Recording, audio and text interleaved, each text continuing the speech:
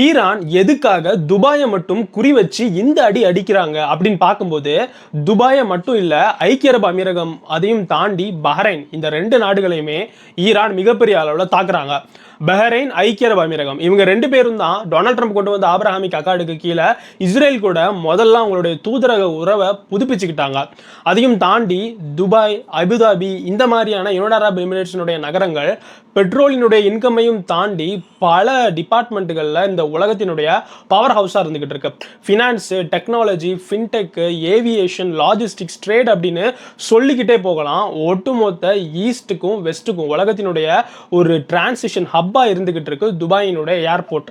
இந்த எல்லா விஷயமுமே ஈரானுடைய கண்ணில் தொடர்ந்து நின்று உறுத்துனதுனால இதை ஒரு சாக்கா பயன்படுத்திக்கிட்டு அமெரிக்காவினுடைய ஏர்பேஸ் ஐக்கிய அரபு அமீரகத்தில் இருக்கு அப்படின்ற ஒரு காரணத்தை வச்சுக்கிட்டு இன்னைக்கு துபாயில் இருக்கக்கூடிய பல லக்ஸுரியான இடங்களை தாக்கி இருக்கு ஈரான். இந்தியர்களுடைய ரியல் எஸ்டேட் இன்வெஸ்ட்மெண்ட், அமெரிக்கர்களினுடைய, ஐரோப்பியர்களுடைய ரியல் எஸ்டேட் இன்வெஸ்ட்மெண்ட் அப்படின்றது துபாயில் கொட்டி கிடக்குது. அந்த இண்டஸ்ட்ரிக்கு இன்வெஸ்டர்ஸ் மேலே இருக்கக்கூடிய நம்பிக்கை அப்படின்றது சீர்குலையணும் அப்படின்ற ஒரு நயவஞ்சகமான எண்ணத்தோட இப்பேற்பட்ட ஒரு அட்டாக்கை துபாய் மேலே ஈரான் பண்ணியிருக்கு.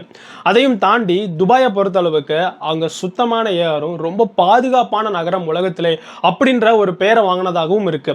அதிகப்படியான இன்வெஸ்ட்மெண்ட்டும் ஒரு புது ப்ராடக்ட் லான்ச் ஒட்டுமொத்த கல்ஃப்லையும் வந்தால் அது துபாயில தான் நடக்கும். அந்த அளவுக்கு துபாயினுடைய இந்த பிரபல்யத்தை எப்படியாவது முறியடிக்கணும். இந்த ஒட்டுமொத்த வளைகுடாவிலேயே ஒரு சிறந்த நகரம், இன்வெஸ்ட்மெண்ட்டுக்கு உகந்த நகரமா துபாய் இருக்கு.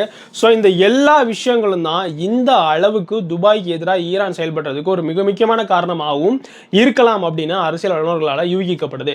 இது சம்பந்தமான உங்க கருத்துக்களை கமெண்ட்ல சொல்லுங்க. நம்ம ஓஹோ தமிழ் சேனலை சப்ஸ்கிரைப் பண்ண பார்க்குறவங்க சப்ஸ்கிரைப் பண்ணிடுங்க.